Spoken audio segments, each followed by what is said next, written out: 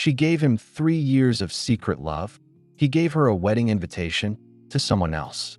But when heartbreak meets a home swap, destiny throws in a plot twist even Hollywood couldn't write.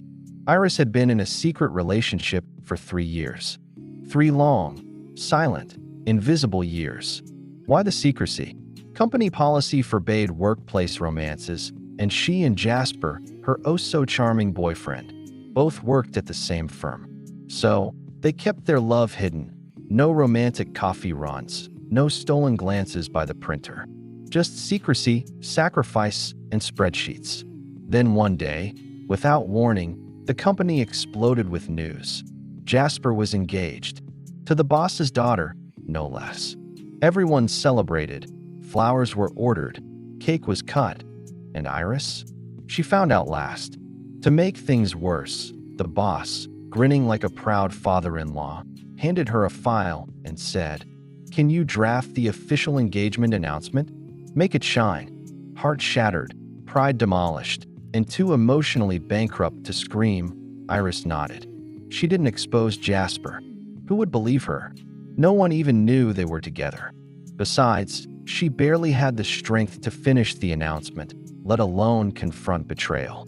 That night, after the company party, she walked home alone. No sparkles, no selfies, just silence. And in the quiet of her small cottage, she turned on the gas and closed her eyes. But just as the darkness crept in, her phone buzzed. A text message. Turns out fate also sends push notifications. It was from Amanda, a high-powered advertising exec from LA. Amanda was the definition of a career woman, bold, brilliant, and slightly allergic to emotional availability. After yet another breakup, 3 weeks, record timing, Amanda had an existential meltdown the size of her penthouse and decided to pause life. She wanted peace. She wanted a fairy tale. She wanted a cottage. She found one online, a fairy tale cottage with a garden. The pictures were charming. The description? Even better.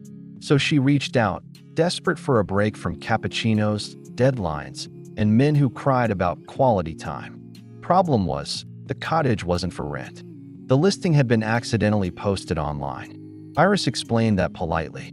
But Amanda, ever the negotiator, proposed a deal. Let's swap homes. You take my luxury villa. I take your cottage. Win-win. Iris, still emotionally concussed from heartbreak, blinked. A luxury villa? In Los Angeles? With a pool? She packed before Amanda even finished the sentence. 2 women just swapped lives. Your only job is to swap that red button for gray. Like, subscribe, and slap that bell. Back to the chaos. And so, 2 women on the edge of emotional chaos swapped their entire lives like characters in a feel-good Christmas movie. What could possibly go wrong? Iris arrived at Amanda's villa and immediately thought she'd been dropped onto a movie set. The living room was bigger than her entire town. The kitchen had an oven that probably required a PhD to operate. The curtains closed themselves with the push of a button. This wasn't a house. This was a tech-powered palace. It took her 10 minutes just to find the bedroom. She smiled, giggled, spun around. Maybe healing didn't need therapy. Maybe it just needed a hot tub. Meanwhile, Amanda's journey was less glamorous. Her driver stopped at a fork in the road and pointed, "You walk from here." She squinted through the fog, heels sinking into gravel, dragging a suitcase clearly designed for smooth airport floors, not icy countryside roads. By the time she reached the cottage, she was sweating, panting, and questioning every decision she'd ever made. But she held on to hope. She lit a fire, put on a record, sang at full volume like she was starring in her own indie film. For about 20 minutes, it worked. Then came the silence. The pitch-black silence. The kind that makes you realize the only thing in the room with you is your overactive imagination. Still, Amanda toughed it out. She made one huge grocery run, stocked the fridge, swore never to drive on those icy roads again, and settled in. Just as she was debating whether chopping would count it as cardio, there was a knock at the door. And boom, enter Graham. Handsome, polite, mildly confused. Turns out he was Iris's older brother, and he'd been crashing at the cottage after late-night events nearby. Amanda was instantly intrigued. He was the human version of a cozy blanket and hot cocoa. And after a few drinks, a lot of laughter, and a moment of shared vulnerability, things escalated. One night, one fireplace, one unexpected romance. The next morning, they avoided eye contact like two teens after prom night. But something had definitely changed. Back in LA, Iris was starting to breathe again. That is, until her phone rang. It was Jasper. The audacity. He wanted her to review his new manuscript.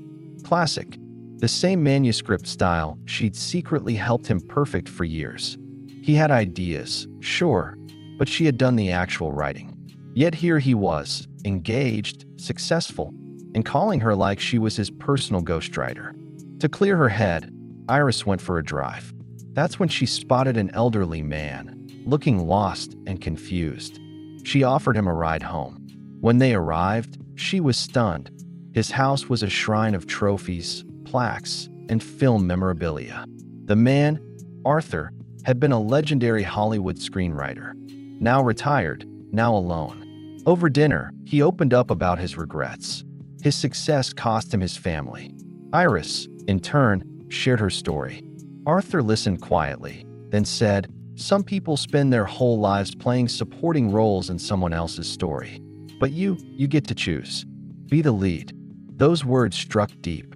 Iris began to glow again. Smile, laugh, live, and right on cue, enter Miles.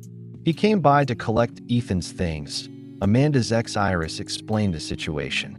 But as they chatted, a gust of wind blew dust into her eyes. Miles rushed to help, gently clearing it. That accidental closeness felt electric. Over the next few days, they talked more, walked the beach, laughed about their bad taste in exes. Iris discovered that Miles, though not a traditional heartthrob, had charm, humor, and rare emotional intelligence. But just as sparks started flying, Jasper showed up. From the UK, unannounced, with a face full of regret and a heart full of manipulation. He said he still wanted her, that the engagement was just pressure, that they could be together again, in secret, of course. Iris looked at him, and for the first time, truly saw the absurdity. She had loved him in silence for years, supported him, built him, and he offered her secrecy in return. No more. She shut the door on him, literally and emotionally. Back in the snowy countryside, Amanda was falling harder for Graham. They kept bumping into each other, sharing meals, sharing stories. One night, Amanda opened up about her childhood. Her mom left. Her dad disappeared emotionally. She learned to cope by working hard, crying less, feeling less, but she was tired of being numb. Graham listened, then held her hand. It was simple, but everything. But then, suspicion crept in. Graham made secret phone calls, disappeared without explanation.